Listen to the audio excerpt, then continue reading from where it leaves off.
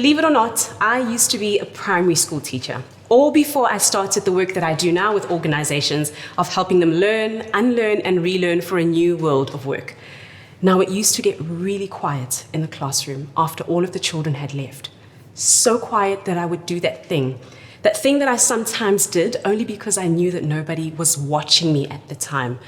Now, I'll tell you what it is just now, but I want to let you know that I used to get so embarrassed knowing that I used to do that thing until I realized that my story was the story of so many other career movers across the world. Thousands and possibly even millions of career movers were doing the exact same thing, possibly not exactly the same, but so similar.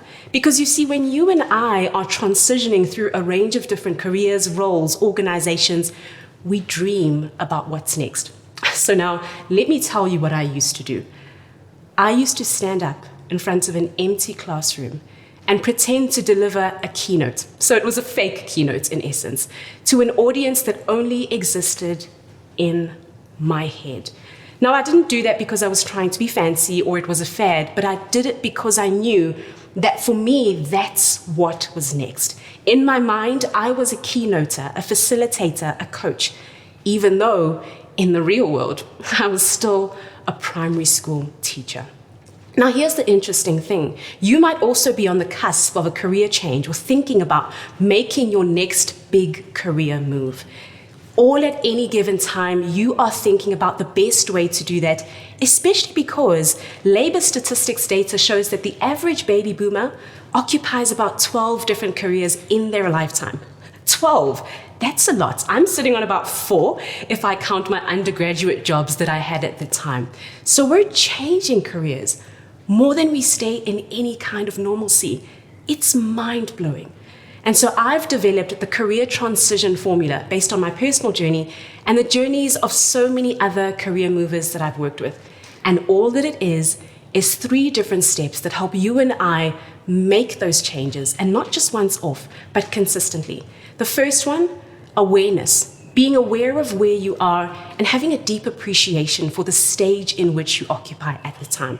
The second one is strategy, because you can be aware all you want, but unless you have a plan to get you there, then that awareness doesn't serve you much.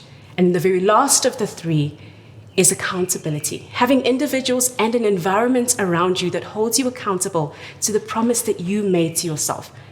Now, the career transition formula applies differently to so many of us, depending on where we are in our careers. Let me run you through how you can apply it personally to where you are so that you're aware, you strategize, and you stay accountable. You can be in any one of 3 different places. The first place you might be in your career is what I call a career ending. And this is the point where you're looking out of the window and wondering what's next, or you're delivering a fake keynote like I did. Something you can think about when you're in the stage to know if this is you have a deep longing for something different. You might even feel like you're starting to shrink in your career instead of growing. It feels like you've hit a ceiling in terms of your learning and your growth. Questions you can ask yourself here to bring awareness, to strategize, and to stay accountable are, what opportunities are around me that I'm missing? Because oftentimes we focus so much on the future that we miss the opportunities right in front of us for our career transition and our next. The second question you can ask yourself, how do I manage my emotions and my relationships so that I leverage them for my next opportunity? Now, maybe you're not at the end of a career. Maybe you've just started off. So you're at the second phase, and this is new beginnings. How do you know you're at a new beginning? I like to say you feel like you're the baby, and I felt like this when I started off the work that I do now. Everyone wanted to help me. I mean, I had individuals coming up to me saying, how can we make this easier for you, Zanele? How do we better support you? How do we create an environment where you can thrive? And that support can sometimes be really overwhelming. But when you're at a new beginning, that's the kind of environment you're faced with. You feel like everything is swirling around you and all of the balls are in the air at the very same time.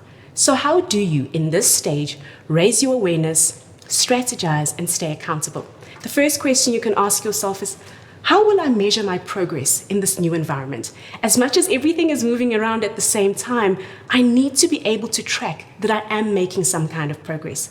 Second question you can ask yourself, Who is around me?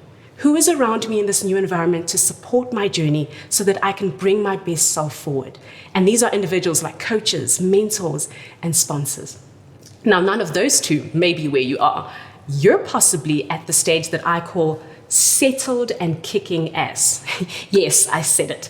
Settled and kicking ass is that stage where you feel like the team around you just knows your flow so well. And you, secretly albeit, know which work you can get away with and which work is actually important and deserving of your time.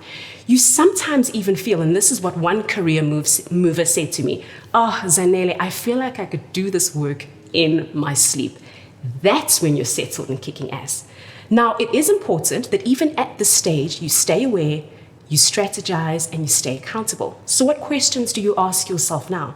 First question you can ask yourself is, am I falling for the elusive sage stage? What happens at settled and kicking ass is that because we're the all-knowing in the office or in the organization or on the team's call, we tend to walk upright and feel like everyone should ask us for all of the answers. Be careful of this trait, because oftentimes what it does is it derails you from your career strategy and consistent ongoing growth. Second question that you can ask yourself at settled and kicking ass is, what's next for me? Where to from here? Let me not stay stuck in this current environment without constantly looking out, revisiting my career development plan and making sure I'm still on track. Now, next time you find yourself delivering a fake keynote to non-existing audience members, always know that whatever your daydreaming is for your next, there is a path to get there. And that path is the career transition formula. All you have to do is raise your awareness around where you are, strategize so you have a North Star to get you there, and then have an environment and people around you that will hold you accountable to the promise that you made to yourself.